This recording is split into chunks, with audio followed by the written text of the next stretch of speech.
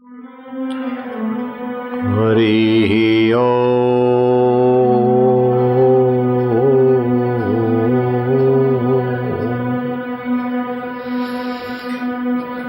जहाँ ज्ञान नेत्र है, जहाँ विचार शक्ति का विकास करने के लिए जति जोगी और अभिविज्ञानी भी विशेष ध्यान देते हैं, वहाँ स्पर्श करो और मेरी विचार शक्ति, मेरी अनुमान शक्ति, मेरी क्षमा शक्ति, मेरी शौर्य शक्ति का विकास हो।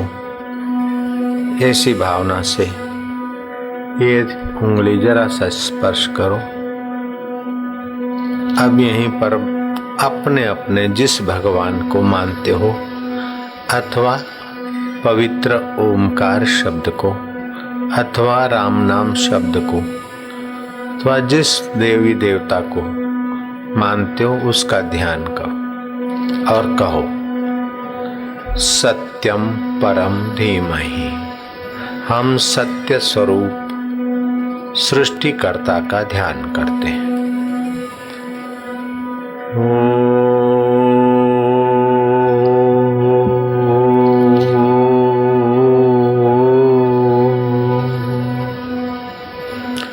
आरोग्य और ऐश्वर्य दाता को हम प्रणाम करते हैं।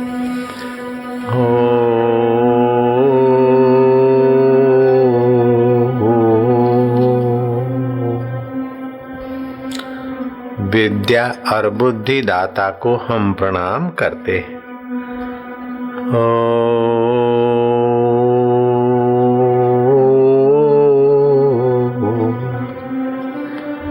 तम नमामि हरिं परम, तम नमामि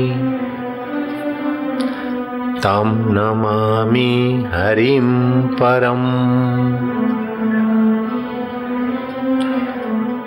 हरि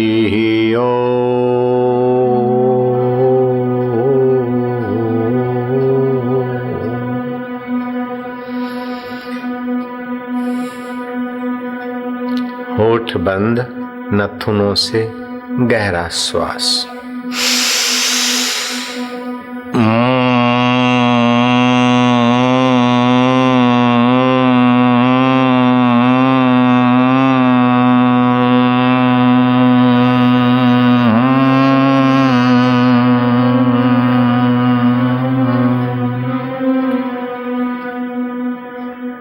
फिर से गहरा श्वास।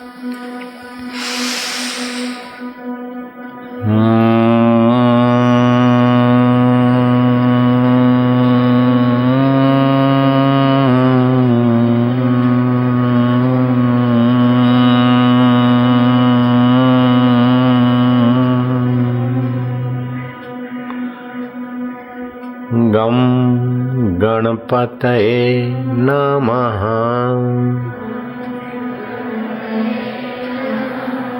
फिर से स्पर्श।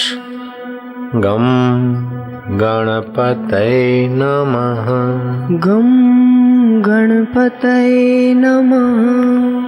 गम गणपतये नमः। गम गणपतये नमः। श्री सरस्वत्यै नमः। श्री सरस्वत्यै नमः। श्री गुरुभ्यो नमः। श्री गुरुभ्यो नमः। नमो नमः। नमो नमः। हरि ओम।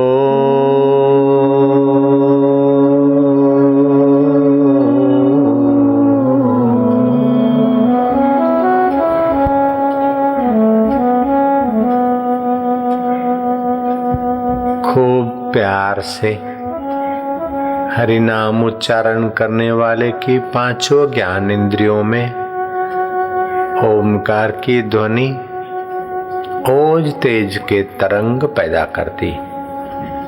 7 बार इस प्रकार की ध्वनि होते ही नाभि केंद्र के इर्द गिर्द आध्यात्मिक ओरा बनती और वही ओरा जहाँ स्पर्श किया थोड़ा अभ्यास करके वहां लाई जाती। फिर वो व्यक्ति पहले की अपेक्षा बहुत कुछ आगे बढ़ा हुआ दिखता है। बुद्धि में, विचार में, संयम में, सादगी में, सदाचार में, सद्गुणों में। गांधी जी हर रोज प्रार्थना करते थे। पंडित नेहरू स्नान करके आधा घंटा, चाहे कहीं भी हो, कितना भी व्यस्त जीवन हो, आधा घंटा ध्यान करते थे और गीता का पाठ कर लेते थे। ध्यान के समान विकास की महाकुंजी और कोई नहीं। और उस ध्यान में अगर ओमकार रूपी महामंत्र परमात्मा का मिला हो, फिर चाहे ओम नमो शिवाय हो, चाहे हरि ओम हो, चाहे ओम गम गणपतये नमः हो, तो गम शब्द ज्ञान तंतुओं को उन्नत करता है। जैसे ओम शब्द पांचों ज्ञान इंद्रियों को सात्विक तरंग देकर उनको उन्नत करता है, ऐसे गम बीज मंत्र है, वो मस्तिष्क को उन्नत करता है, विचार उन्नत करता है। हजारों हजारों वर्ष से मंत्र विज्ञान पर काम करने वाले ऋषियों ने कौन सा मंत्र क्या काम करता है और कौन से मंत्र से क्या फायदे होते हैं, उनको खोजा है। मंत्र किसी ऋषि ने नहीं बनाया, किसी पैगंबर ने अथवा ईश्वर के पुत्र ने नहीं बनाया। मंत्र का रहस्य जानने के लिए ऋषियों ने खोजा कि सृष्टि का आधार क्या है। गहरे में गए, कुछ ध्वनियां सुनाई दी, वे मंत्र सात्विक, राजस और व्यवहार को सफल कराने वाले। उससे गहरे में गए तो 22 ध्वनियां जो सृष्टि के मूल की खबर देती, सफलताओं की कुंजी को। जैसे किसी भी एरिया में फोन करना है तो 0 पहले लगता है, चाहे दिल्ली करो तो 011 और अहमदाबाद करो तो 079। तो ऐसे जो मूल बीज मंत्र हैं, वे 22 बीज मंत्र भारत के ऋषियों ने खोजे। उन बीज मंत्रों में बाहर से तो बड़ा साधारण एक ध्वनि, एक शब्द मात्र है, जैसे श्रीम, गम, ओम, लेकिन अद्भुत शक्ति है सृष्टिकर्ता के सामर्थ्य से जोड़ने की। लगता तो 0 है, लेकिन सैटेलाइट सिस्टम से जोड़ देता है। ऐसे सर्वोपरि सिस्टम जो परमात्मा है, उससे जोड़ने वाले और उसकी ऊर्जा लाकर फिर जिसको जिस व्यवहार में आगे बढ़ना हो काम करा देता है। इस मंत्र विज्ञान के रहस्य को जानने वाले ऋषियों ने, जैसे विश्वामित्र ऋषि ने गायत्री मंत्र के महात्म्य को, रहस्य को जाना, खोजा। तो गायत्री मंत्र के ऋषि हैं विश्वामित्र। बनाया नहीं, इनके महत्व को खोजा। ऋषि तू मंत्र द्रष्टार न करतार, वे मंत्र के दृष्टा हैं, करता नहीं। अनादि अनंत काल से जैसे सृष्टि है, ऐसे सृष्टिकर्ता के बीज मंत्र और साधना मंत्र है। जैसे माँ बच्चे को जन्म देती तो उसके साथ ही माँ के शरीर में बच्चे को पोषने का दूध तैयार होता है, ऐसे मनुष्य को धरती पर आना है तो गर्भ में है, संसार में आना है तो उसको संसार से तरने का और उन्नत होने का। जैसे माँ के शरीर से जन्मा तो उसको खाने का और पोषण का व्यवस्था हो जाती है। माँ के हृदय में वात्सल्य और माँ के शरीर में दूध पैदा हो जाता है। ऐसे व्यक्ति के जीवन में वे ध्वनियाँ छुपी होती है। अगर वे ध्वनियाँ अवसर से कोई विधिवत जागृत करा दे तो जीवन बहुत उन्नत हो जाता है। ध्रुव को नारद जी ने मंत्र दिया और ध्रुव ने जप किया उस विधि से। 6 महीने के अंदर ध्रुव को त्रिभुवनपति भगवान नारायण दर्शन देने को आए और वर्षों तक सुंदर राज्य व्यवस्था करने में ध्रुव सफल हुए। प्रहलाद को नारद जी ने मंत्र दिया। कब? कि प्रहलाद मां के गर्भ में था और कयादु नारद जी के आश्रम में रहे। प्रहलाद की मां तो सत्संग सुनते सुनते झोंका खा लेती, लेकिन मां के गर्भ में ही प्रहलाद के चित्त पर संस्कार पड़े। उसका बाप बड़ा अहंकारी था, बड़ा घमंडी था, अपने आप को ही सब कुछ मानता था। तपस्या तो की उसने, लेकिन ईश्वर को पाने के लिए नहीं, राज्य पाने के लिए। न ऊपर मरू, न नीचे मरू, न अंदर मरू, न बाहर मरू, न देव से मरू, न दानव से मरू। ये ब्रह्मा जी से वरदान पाकर प्रजा को फिर सताने लगा कि अब मेरा ही पूजन हो, मैं ही भगवान, और कोई सृष्टि करता नहीं। उसी के घर प्रहलाद पैदा हुआ और प्रहलाद जब पढ़ने गया, कुछ समय के बाद गुरुकुल से जब हिरण्याकश्यप ने बेटे को बुलवाया, अपनी गोद में बिठाकर पूछा कि बेटा क्या पढ़ा है? बोले पिताजी, सारे सृष्टि का आधार परमात्मा है, वो नर नारायण नर नारी के हृदय में बैठा है, उसी की सत्ता से नर नारी के हृदय धड़कने लेते, वो नारायण ही भगवान है सर्वोपरि। बोले ये क्या सीखा? राजा ही भगवान होता है। मुझसे बड़ा भगवान तू किसको मानता है? मैं ही भगवान हूं। बोले पिताजी, भगवान की सत्ता और भगवान की कृपा आपके अंदर है, ऐसे सब के अंदर है। बोले नहीं, मेरे से बड़ा कोई नहीं।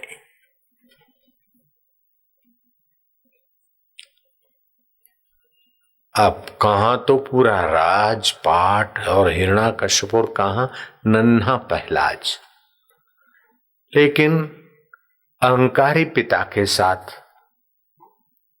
प्रहलाद को टक्कर लेनी पड़ी और देर सबेर प्रहलाद भगवान को प्रकट करने में सफल हो गया।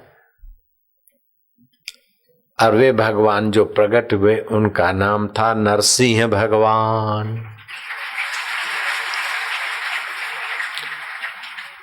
मां के गर्भ में प्रहलाद था और नारद जी प्रहलाद की मां को सत्संग कथा सुनाते,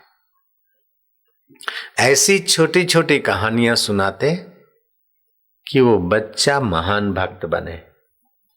क्योंकि हिरण्याकश्यप बड़ा जुल्म कर रहा है, अहंकारी हो गया है।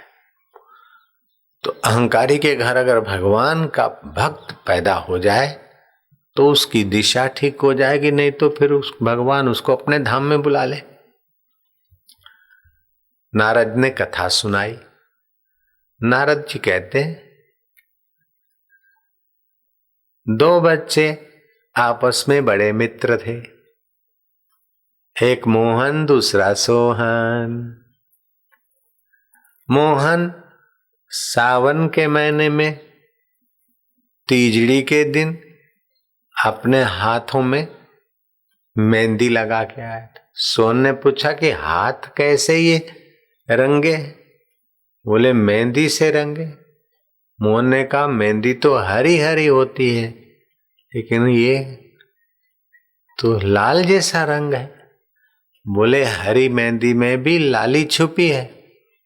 अरे पत्ता तोड़ा तो देखा तो लाली तो नहीं है। अरे ऐसे नहीं लाली का पता चलता है, पहले इसको घोट मेहंदी को, फिर पानी मिला के घोट के थोड़ी देर हाथों पे रखो, फिर थोड़ा धीरज रखो, तो इसका लाली का रंग हाथों पे आ जाएगा। ऐसे ही परमात्मा सर्वत्र है, लेकिन अपने मन को सद्गुणों से घोटो, फिर थोड़ा शांत हो जाओ, तो परमात्मा की लाली, परमात्मा की शक्ति तुम्हारे द्वारा काम करेगी। लाली मेरे लाल की जित देखूं त लाल, लाली देखन में गई मैं भई हो गई निहाल, सियावर रामचंद्र। अब पहलाज की माँ तो झोंका खाते, लेकिन पहलाज माँ के गर्भ में ऐसी बातें सुनता है। तो ऐसी बचपन में, विद्यार्थी जीवन में, बाल्यकाल जीवन में जैसी बातें पड़ जाती संस्कार, वो बड़ा काम देते। अगर हल्की बातें आ जाती है, माँ फिल्म देखती है, झगड़े करती है, झूठ बोलती है, क्या क्या करती है, तो बच्चे, गर्भ के बच्चे पर बुरे असर पड़ते हैं। और उसके दूध ऐसी माँ का पीते तो फिर बच्चे पे ऐसे असर पड़ते। गुलाम हुसैन फांसी पे चढ़ रहा था। जज ने पूछा कि अब तुम फांसी पे चढ़ रहे हो गुलाम हुसैन, तुम्हारी आखिरी ख्वाहिश पूरी कर दी जाएगी, क्या चाहते हो? बोले मेरी अम्मा जान को बुलाया जाए। अम्मा जान आई, गले में फांसी का रेशम का धागा लटक रहा है। अम्मा जान जरा नजदीक आओ, मेरे बेटे अब तू जा रहा है। हाँ तू नजदीक आ। बेटा नजदीक, मां नजदीक आई। फांसी पे लटकते हुए बेटे ने मां के नाक को ऐसा जोर से काटा कि नाक के आगे के दो नथुने उसके मुंह में आ गए और थूक दिए।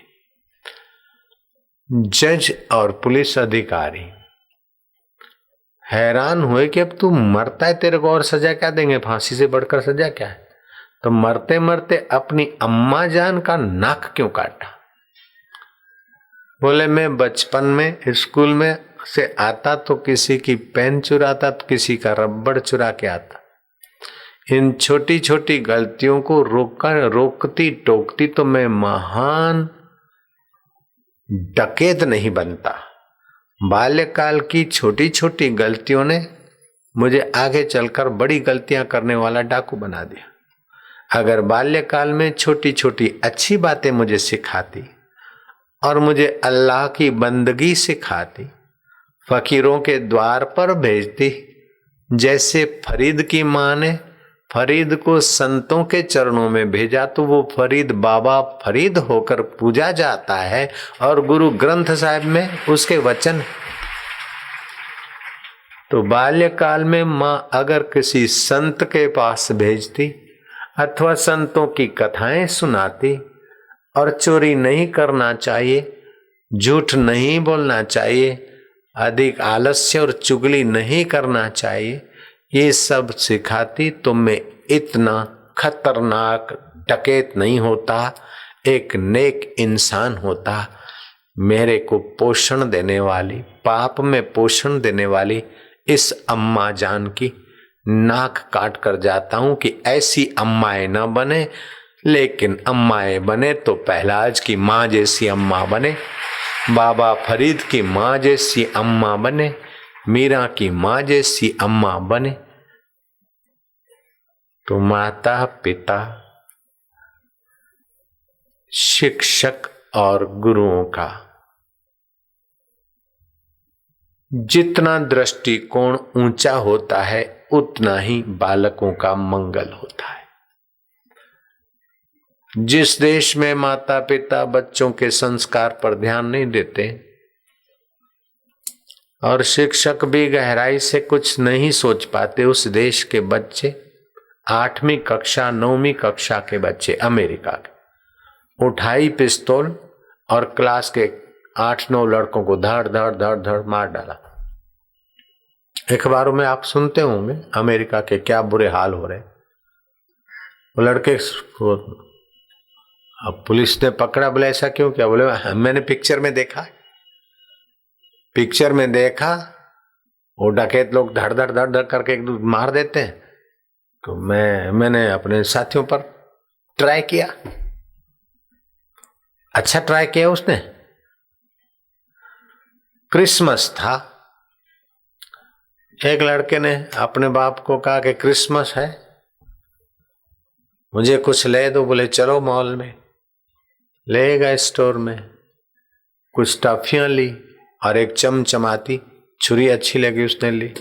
उसके बाप ने वाइन लिया, ब्रांडी लिया, घर आए पिए। नशे नशे में बाप सो गया। बेटे ने क्या करा, बहुत सी तेज छुरी से बाप का गला काट दिया। ये घटित घटना है, पुरानी पूर्व काल की कहानी नहीं, अभी अखबारों में छपी कुछ समय पहले की। और जैसे नारियल फोड़ते ऐसे तोड़ फोड़ के, माँ ने तो और जगह लव मैरिज कर लिया था और बाप के साथ वो छोरा रहता था और बाप उसको टोकता था, तू तो मेरा सिर खा गया, तू तो मेरा सिर खा गया, you are very crazy, you are dull nonsense. तो लड़का और बाप की भीतर ही भीतर एक दूसरे के प्रति सिंपैथी नहीं थी, सहानुभूति नहीं थी, स्नेह नहीं था। तो बेटे ने बाप की गर्दन काटी और जैसे नारियल फोड़ते से फोड़ के उसका मस्तक छोटा मगज चबा चबा के खाने लगा। पड़ोसियों ने देखा, पुलिस को खबर की और पुलिस ने पूछा ऐसा क्यों किया? बोले ये रोज मेरे को बोलता मेरा मगज खा गया, मगज खा गया, तो मैंने सचमुच खा के देखूं कैसा लगता है, इसलिए आई टेस्ट। ये बुद्धिमानी है क्या? अच्छा काम किया। अपनी तो नाक कटाई, अपने देश की भी नाक कटाई और अपने मास्टरों की भी नाक कटाई और अपने रिश्तेदारों की भी नाक कटाई। नहीं,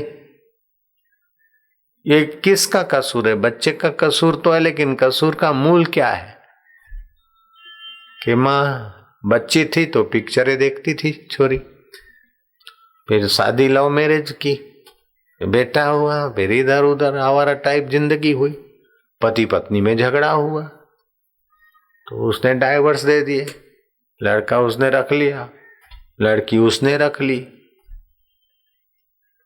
और बेटे को अच्छे संस्कार नहीं मिले, एक अच्छे खानदान का। अभी तुमने नेपाल का सुना होगा, नेपाल के एक लड़के ने अपने कुटुंबियों को, राजवी कुटुंब युवराज ने धैड़ धैड़ धैड़ अपने कुटुंबियों को मार डाल। पता है आपको? इसमें उस लड़के का तो कसूर है, लेकिन कसूर का मूल क्या है? कि संस्कार अच्छे नहीं मिल पाए। ध्यान योग शिविर में अगर गया होता तो ऐसा कर सकता था क्या?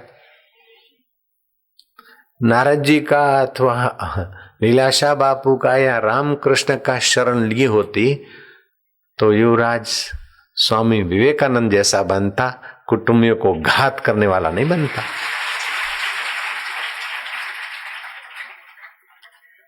संग का बड़ा रंग लगता है। मिट्टी को अगर नाली का संग मिल जाता है तो दलदल में चली जाती है, और मिट्टी को हवाओं का संग मिलता है तो तुम्हारे हमारे तो क्या मंदिर के भगवान के सिर पे भी चढ़ जाती।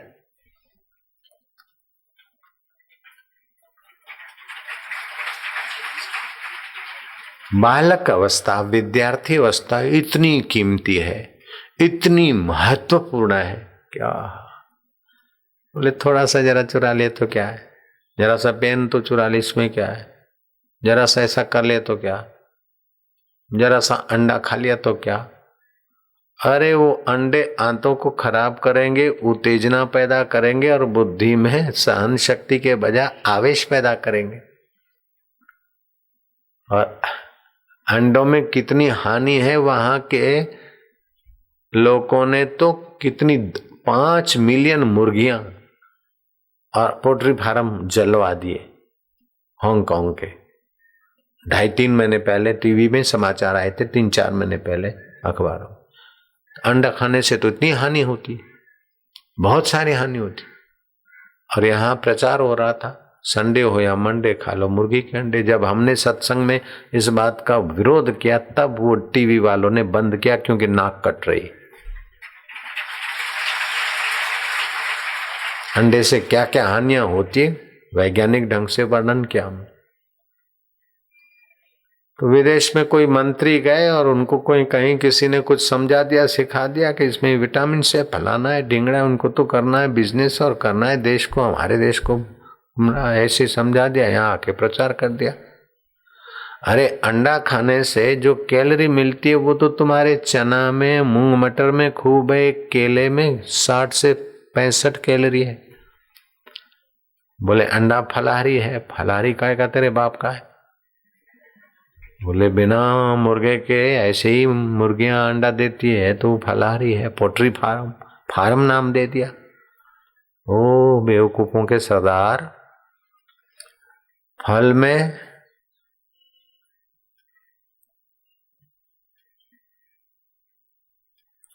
एक आंवला में जितना सी विटामिन्स मिलता है, एक नारंगी में जितना सी विटामिन्स मिलता है, उतना 100 अंडे खाने से भी तो नहीं मिलता। जयराम जी की तो ये अंडा फलाहारी कैसे हुआ? पोल्ट्री फार्म कैसे नाम रख दिया? अंधेरी नगरी चौपट राजा, टके सिर भाजी टके सिर खा जा। बच्चों की कमर कमजोर हो रही है, बच्चियों का भविष्य कमजोर हो रहा है, देशवासियों क्या आइंदा कैसा हो रहा है किसी को पड़ी नहीं। मेरे हृदय में लोगों के लिए, देशवासियों के लिए सहानुभूति स्नेह है, उनका भविष्य अगड़म तगड़म न हो जाए और ओजस्वी तेजस्वी बने, इसीलिए विद्यार्थी तेजस्वी तालीम शिविर का आयोजन करते हैं और कोई हमारी अपेक्षा नहीं।